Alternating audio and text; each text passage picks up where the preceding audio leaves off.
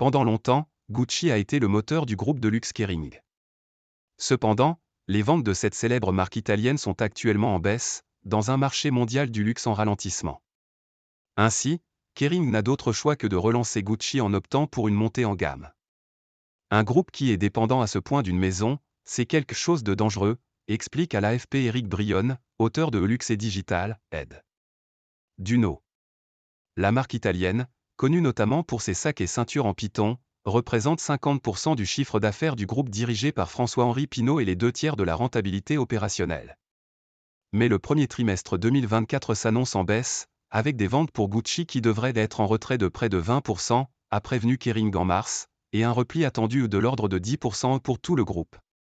Chez le grand concurrent LVMH, il y a 2 moteurs qui sont Dior et Vuitton, ajoute M. Brion.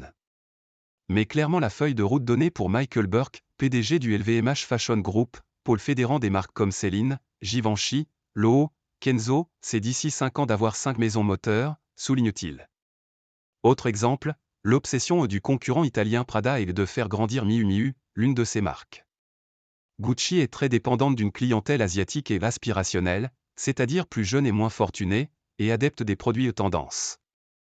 Or, le marché asiatique du luxe n'a pas retrouvé sa vigueur d'avant Covid, et la clientèle aspirationnelle est touchée par l'inflation.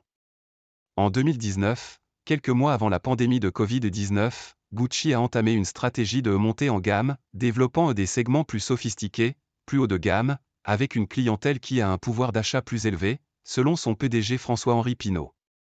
De quoi faire avec Jackie Kennedy. La stratégie dite d'élévation, en théorie, c'est la bonne, commente auprès de l'AFP Julie Elgouzi, auteur du Manuel du luxe, presse universitaire de France. La mode est dans le temps fugace, le luxe est plus intemporel. Gucci initialement a un modèle économique plus proche de celui de la mode, il faut se renouveler plus rapidement.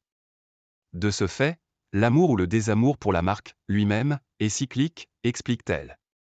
L'élévation, c'est la capacité d'avoir des pièces iconiques, intemporelles, à nourrir avec des paillettes de mode, selon la spécialiste. Prendre ce virage pour Kering, cela veut dire aussi remettre en question un positionnement mode qui a été extrêmement fort et bénéfique pour Gucci, à l'époque Michel, en effet, grâce aux collections originales du créateur Alessandro Michel, parti en 2022, le chiffre d'affaires de Gucci est passé de 3,9 milliards d'euros en 2015 à 10,5 milliards en 2022. Il y a un énorme travail de narration à faire sur les pièces iconiques, il ne faut pas starifier le directeur artistique mais les produits, analyse Julie Elgouzi. On dit plus j'ai acheté un Kelly Plus, sac iconique de Hermès. On ne sait pas qui l'a fait, on achète l'icône, l'histoire qui l'accompagne, c'est Grace Kelly qui a caché son ventre avec le sac quand elle était enceinte, raconte-t-elle. Il y a de quoi faire avec Jackie Kennedy, allusion au sac Jackie de Gucci popularisé par Jacqueline Kennedy, souligne Julie Elgouzi.